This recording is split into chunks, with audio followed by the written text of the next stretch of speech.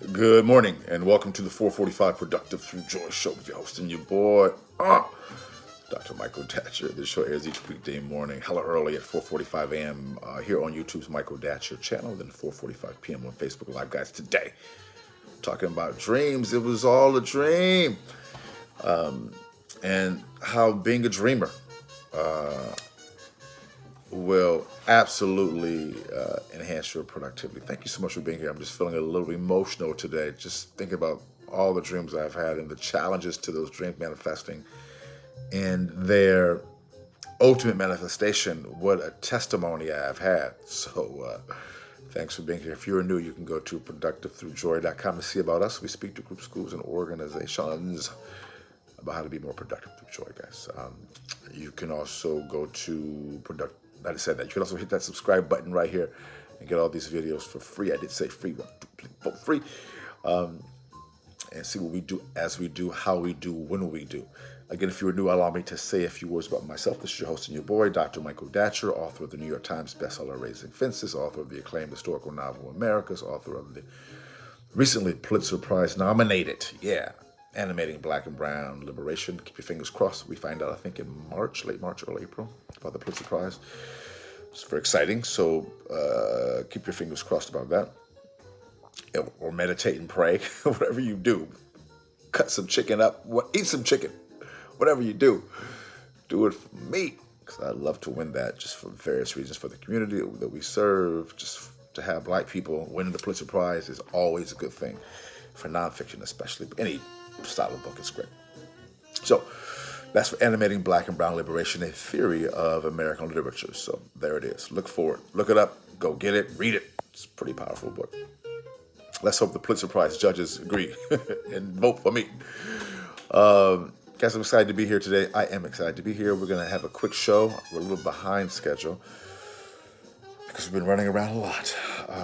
Although it's already early in the morning, which is pretty intense. Life can be intense when you are dreaming big. So let's dive in. I should say that I'm also the board president of the World Stage. My educational background is UC Berkeley as an undergrad. My master's from UCLA and my PhD in English Lit from the University of California, Riverside. I guess I'm an expert at being productive. I don't say this to brag or boast. I say it because people are almost always surprised to hear about productivity when they hear about my crazy story. I'm the product of a young girl who was sexually assaulted, and an incredibly terrible story at age 16, gave birth to me at 17, and subsequently gave me up to adoption at the age of 17 when I was a month old, to an amazing single divorcee, yet at the time no biological father, no adopted father.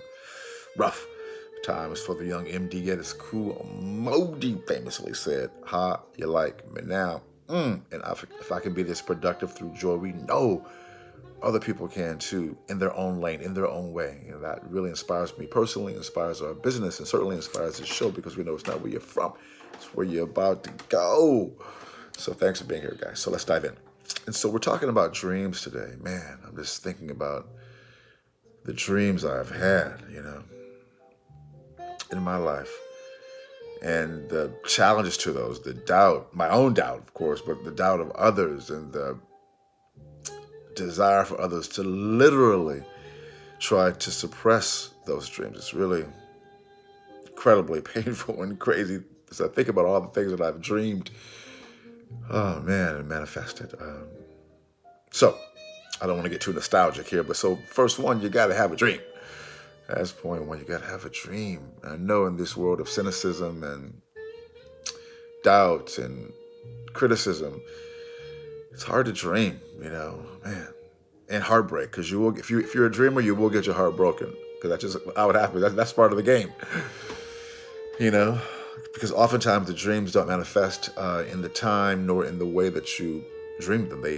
I'm not sure why that happens. At times it does, but usually, often, maybe half. I'm not sure what percentage, but often it comes in a different form, and so you have to go through the heartbreak of it not coming in the way that you thought it was going to come, and all this stuff. It's a lot to deal with.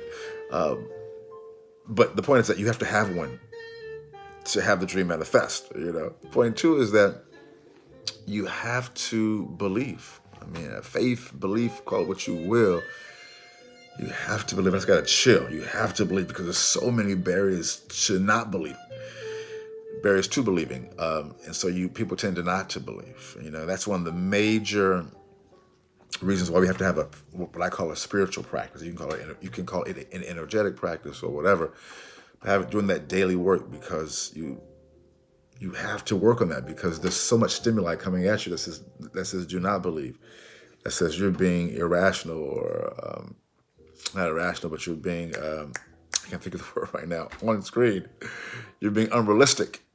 I hope that you are unrealistic because dreams typically are unrealistic. And if you're dreaming a realistic dream, it's not really a dream. It's kind of like a desire.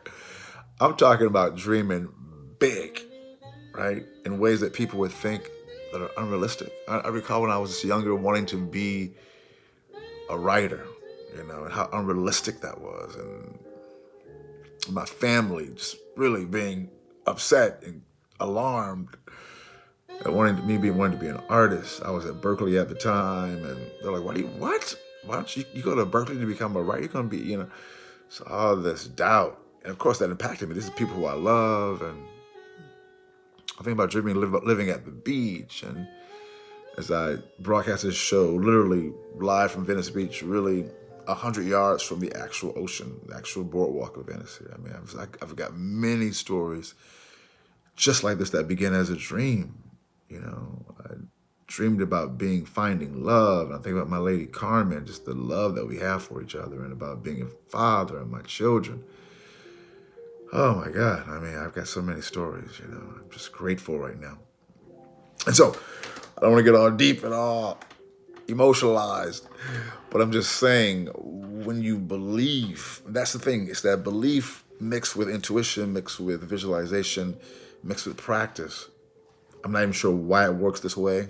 I just do it and wait in great expectation, which goes right into point 3.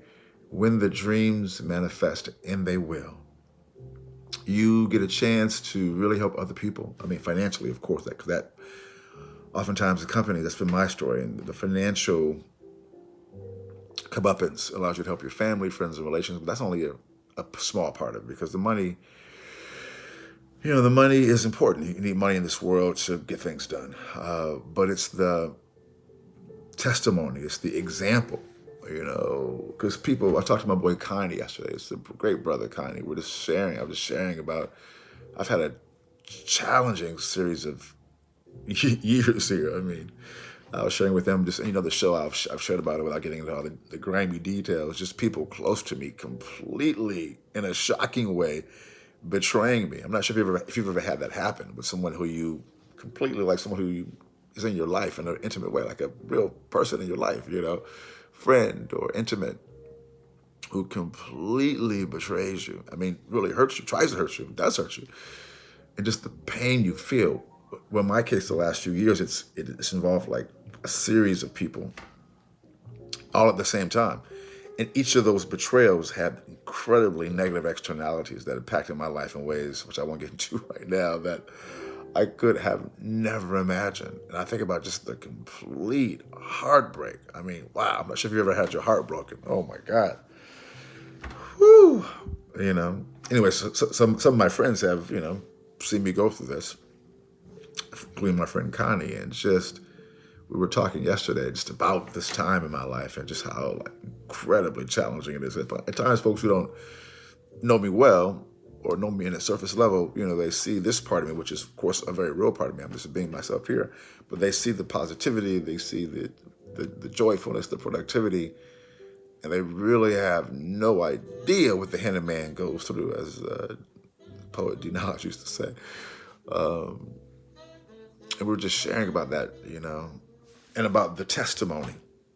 That's the point, is that as the dreams manifest, when you go to speak to people, when you share about what you have been through, because everyone goes through difficult times. We call that life.